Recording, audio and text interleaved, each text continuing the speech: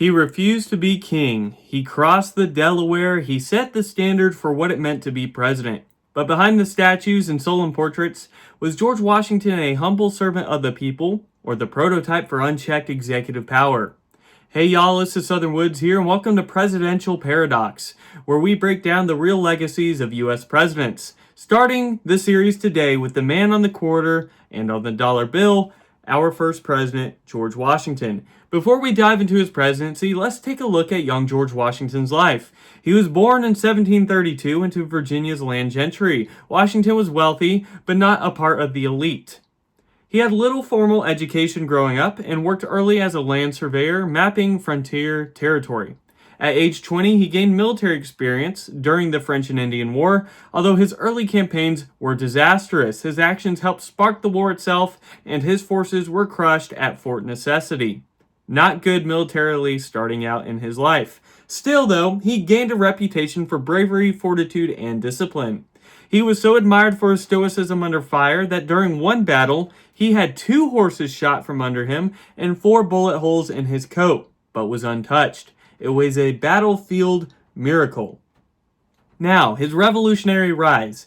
As tensions with Britain grew, Washington aligned himself with the Patriot cause. He was chosen as Commander-in-Chief of the Continental Army in 1775, despite having never led a large army before. His military record during the war was mixed. He lost more battles than he won, but he kept the army alive through sheer leadership. Valley Forge, the Delaware Crossing, and the eventual victory at Yorktown cemented his legendary status as a leader. After the war, Washington voluntarily gave up power, a move so shocking it made headlines across Europe. He presided over the Constitutional Convention, but barely spoke. His presence alone gave the process legitimacy. He was elected unanimously as the first U.S. president in 1789 and again in 1792. No one else was even seriously considered. So why is George Washington so highly praised? For one, he set the norms. He set the precedents of being president. There was no model before him, and he is the standard today. He created the cabinet. He established the idea of a peaceful transfer of power. He refused a third term, which ended up being ratified in the 22nd Amendment. He was called Mr. President, as well as many other things that current presidents do themselves. He was an advocate for neutrality and peace. He was pushed to join the French Revolution against war with Britain, but he chose neutrality instead, prioritizing stability over foreign entanglements. He also signed the Jay Treaty to ease tensions with Britain, controversial at the time but prevented further war for the young nation. He squashed the Whiskey Rebellion when frontier farmers rebelled over federal whiskey taxes. Washington personally led troops to quash it. It was the first major test of federal authority under the new Constitution, and there was no bloodshed. And, of course, he voluntarily resigned.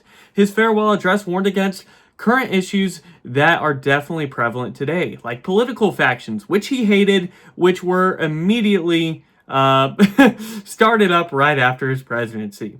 He warned against foreign entanglements, right? Kind of keep to yourself, America, something that we definitely do not do now. And he warned against excessive debt and sectionalism, again, something that we should have heeded to. He could have been president for life, but George Washington walked away. Now, are there any cases against George Washington? Any blemishes in what seems to be a perfect legacy? Well, of course there is. He isn't perfect. For one, he was a slave owner until his death.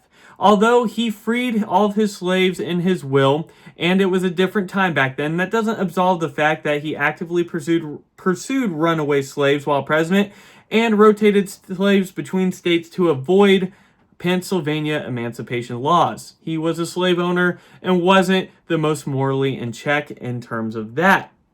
Also, you could also see the Whiskey Rebellion as federal power clampdown, suppression, right? Critics call it hypocritical. Washington had fought against British taxation, but also raised arms to squash people going against taxation. And then, of course, his Native American policies. He authorized military campaigns against Native tribes in the Northwest.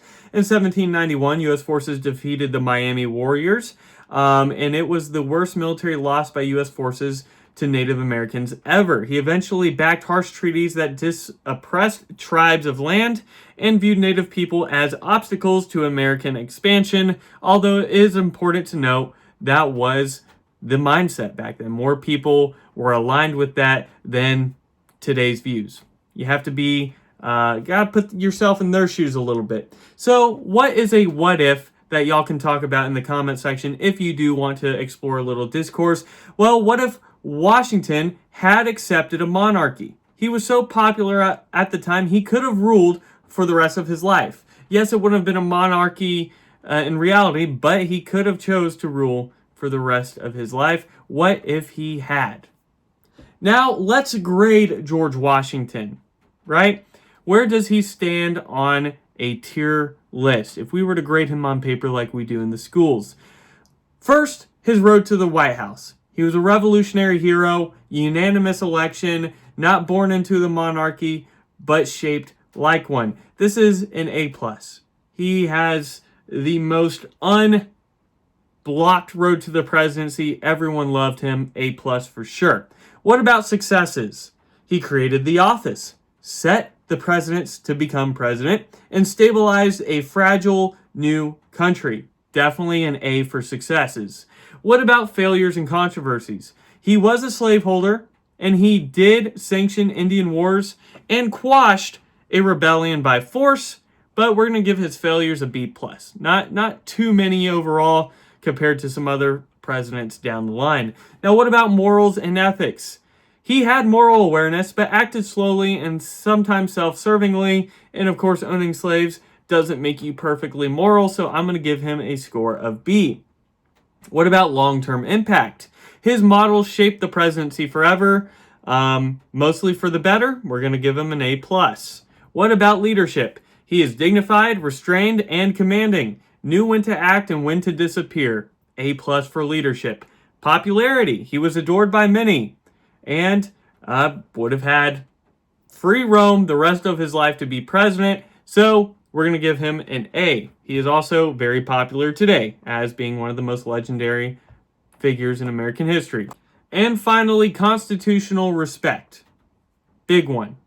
He had strong respect for limits, but also helped define executive strength in vague constitutional gray zones, right? The Constitution was new, and for the most part, he respected it. I'm going to give him a B+, so he gets a final score of S tier. He may be the only S tier president in this whole series. What do y'all think about it? Washington's greatest act wasn't what he did with his power, it's what he didn't. He was a legendary figure, he was a founding father, and he is an American legend. He wasn't perfect, but he is the leader America needed at the time, and a leader we should all respect and look up to.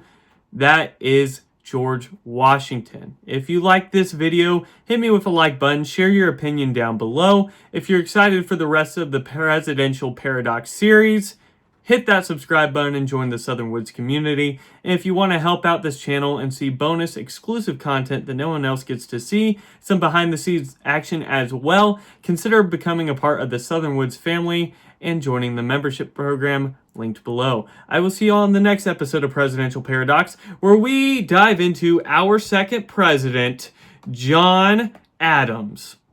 Southern Woods out.